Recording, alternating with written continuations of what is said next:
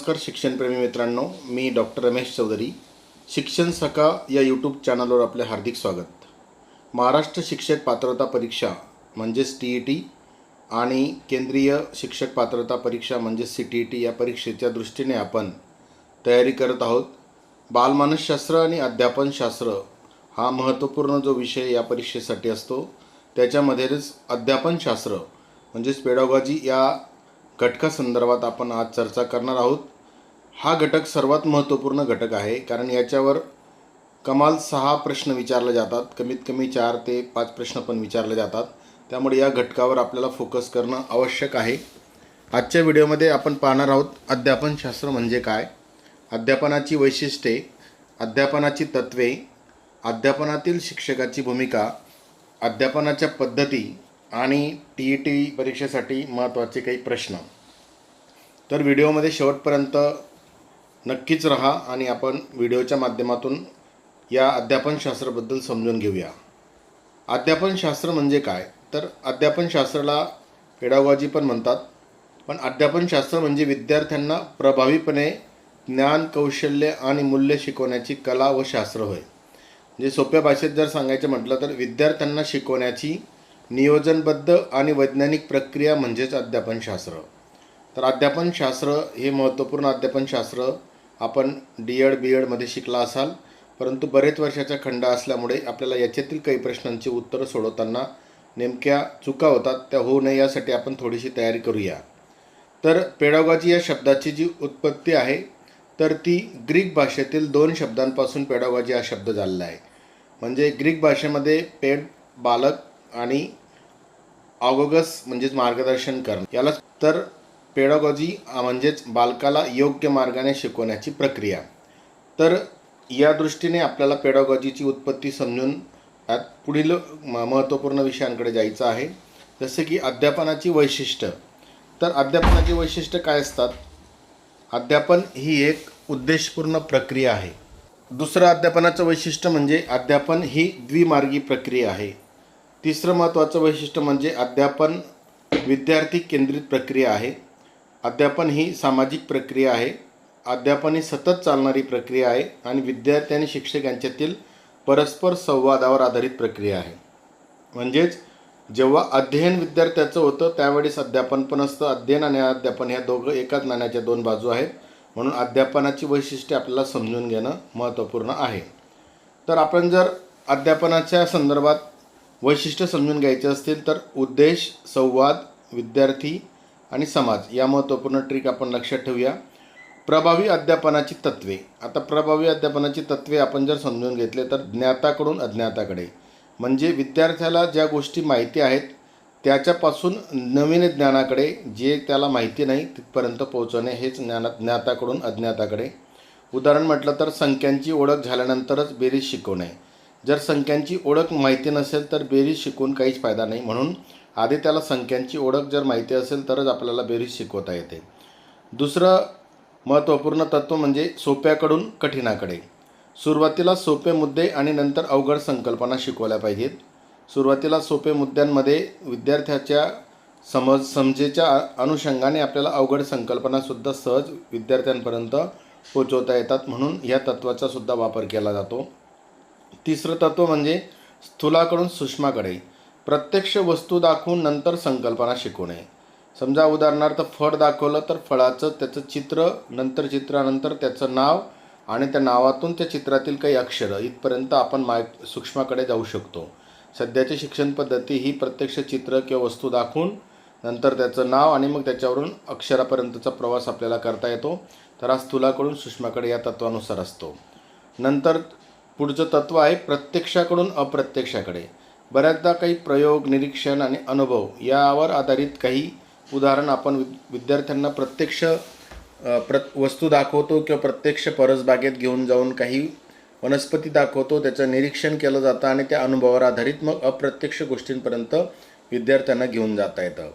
नंतरचं तत्त्व आहे अनुभवाकडून तर्काकडे. विद्यार्थ्यांच्या अनुभवांचा उपयोग करून काही निष्कर्षांपर्यंत पोहोचवणं हे तत्त्वसुद्धा महत्त्वपूर्ण आहे. नंतर क्रियेद्वारे शिक्षण. सध्याची शिक्षण पद्धती ही ॲक्टिव्हिटी बेस्ड लर्निंग आहे, म्हणजेच विद्यार्थी स्वतः कृती करून शिकतो. ही कल्पना विशेषतः लर्निंग बाय डुईंग हे जे तत्त्व या तत्त्वाशी संबंधित आहे. म्हणून ही प्रक्रिया खूप महत्त्वपूर्ण आहे. क्रियेद्वारे शिक्षण आणि याच्यावरच बरंचसं शिक्षण पद्धती अवलंबून असल्यामुळे हे तत्त्व आपल्याला माहिती असणं गरजेचं आहे. आता याच्यात अध्यापनातील शिक्षकाची भूमिका हा महत्त्वपूर्ण भाग आहे. जसं जुन्या शिक्षण पद्धतीमध्ये शिक्षक हा ज्ञानाचा एकमेव स्रोत मानला जायचा. म्हणजे आपण गुरुकुल शिक्षण पद्धती जर बघितली तर शिक्षक शिकवायचे आणि विद्यार्थी शिकायचे किंवा ऐकायचे किंवा समजून घ्यायचे. म्हणजेच एकमेव पद्धती होती की शिक्षक शिकवायचे आणि विद्यार्थ्यांनी ते समजून जायचं, त्याच्यात शिवाय दुसरं कुठलाही स्रोत उपलब्ध नसायचा. परंतु आधुनिक शिक्षणामध्ये शिक्षक हा मार्गदर्शक आहे, प्रेरक आहे, समन्वयक आहे आणि सल्लागार आहे. म्हणजे टीचर इज अ फॅसिलिटेटर. आपण कन्स्ट्रक्टिव्हिजम बेसमध्ये जेव्हा या गोष्टी पाहतो तर सध्याच्या शिक्षण पद्धतीमध्ये शिक्षकाची भूमिका ही मार्गदर्शकाची पण आहे, प्रेरकाची पण आहे, समन्वयकाची पण आहे आणि सल्लागाराची पण आहे. तर या भूमिकेनुसार शिक्षकाने अध्ययन करणं गरजेचं आहे. तर TETमध्ये वारंवार विचारला जाणारा मुद्दा जर असतो तो आधुनिक शिक्षण पद्धती ही विद्यार्थी केंद्रित आहे. तर शिक्षकाचे काम माहिती देणे नसून विद्यार्थ्याला शिकण्यासाठी योग्य वातावरण उपलब्ध करून देणे आहे. तर हे आपल्या सर्वांना माहिती पाहिजे की आधुनिक शिक्षण पद्धती ही विद्यार्थी केंद्रित आहे आणि विद्यार्थ्याला फक्त माहिती देऊन उपयोग नाही. माहिती तर त्याला इंटरनेटच्या माध्यमातून किंवा वेगवेगळ्या चॅनलच्या माध्यमातून घरी बसून मिळत असते, पण त्याच्याऐवजी त्याला शिकण्यासाठी योग्य वातावरण उपलब्ध करून देणे म्हणजे टीचर इज अ फॅसिलिटेटर. शिक्षक हा सुलभक असावा, त्याने योग्य वातावरण निर्मिती केली जावी, या दृष्टीने शिक्षण प्रक्रिया असणे गरजेचं आहे. मग अध्यापनाच्या प्रमुख पद्धती ज्या आहेत त्याच्यामध्ये जास्तीत जास्त जुन्या प्रकाराची जी पद्धती आपण वापरायची होती म्हणजे व्याख्यान पद्धती. म्हणजे शिक्षक माहिती सांगतो आणि विद्यार्थी ऐकतात. पण याच्या काही फायदे आणि तोटे आहेत. कमी वेळेमध्ये जास्त माहिती दिली जाते, मोठ्या वर्गासाठी उपयुक्त असते, परंतु लहान वर्गांना ही पद्धत अयोग्य आहे. म्हणून त्याच्या मर्यादा आहेत की विद्यार्थी याच्यामुळे निष्क्रिय पण होतात. म्हणून वरच्या वर्गासाठी ही पद्धत कदाचित योग्य असली तरी लहान वर्गासाठी ही पद्धती पाहिजे त्यावेळेस उपयुक्त होत नाही. म्हणून या पद्धतीचा वापर वर्ग अध्यापनामध्ये वरच्या वर्गासाठी विशेषतः 9वी-10वीच्या पुढच्या वर्गासाठी केला जातो. प्रश्नोत्तर पद्धती. शिक्षक प्रश्न विचारतात, विद्यार्थी उत्तर देतात. ही पद्धती खूप चांगली असते आणि या पद्धतीमुळे विद्यार्थ्यांची विचारशक्ती विकसित होत असते. विद्यार्थ्याला वेगवेगळ्या प्रकारचे प्रश्न विचारल्यानंतर त्यांची जिज्ञासा वाढत असते आणि विद्यार्थी वेगवेगळ्या पद्धतीने त्या प्रश्नांची उत्तरे शोधण्याचा प्रयत्न करत असतो. नंतर आहे प्रकल्प पद्धती, त्याला आपण प्रोजेक्ट मेथड म्हणतो. तर विलियम हार्ड किलपॅट्रिक यांनी मुख्य तत्त्व म्हणजे लर्निंग बाय डुईंग म्हणजे प्रत्यक्ष प्रकल्प पद्धतीमध्ये ॲक्टिव्हिटी करून शिकणे याचं महत्त्वपूर्ण थीम असते. म्हणून या माध्यमातून काही विद्यार्थ्यांना शिकणं म्हणजे आयुष्यभरासाठी ते शिकणं लक्षात राहतं. जसं माझे गाव या विषयावर विद्यार्थ्याकडून प्रकल्प तयार करून घेतला तर ते माझ्या गावाविषयी त्यांची जी संकल्पना आहे ती प्रकल्पाच्या माध्यमातून मांडत असतात. प्रत्यक्ष गावात कोणकोणत्या सुविधा असाव्यात हे विद्यार्थी त्या ठिकाणी प्रकल्पाच्या माध्यमातून सांगत असतात. नंतर आहे समस्या निराकरण पद्धती. विद्यार्थ्यांसमोर समस्या ठेवून त्यावर उपाय शोधायला शिकवलं तर विद्यार्थी यामुळे उपाय शोधतात. त्यासाठी ते तर्कशक्ती, सर्जनशीलता त्यांची वाढत असते. आपल्या मित्रांसोबत ते चर्चा करतात, चर्चेतून ते मार्ग शोधतात.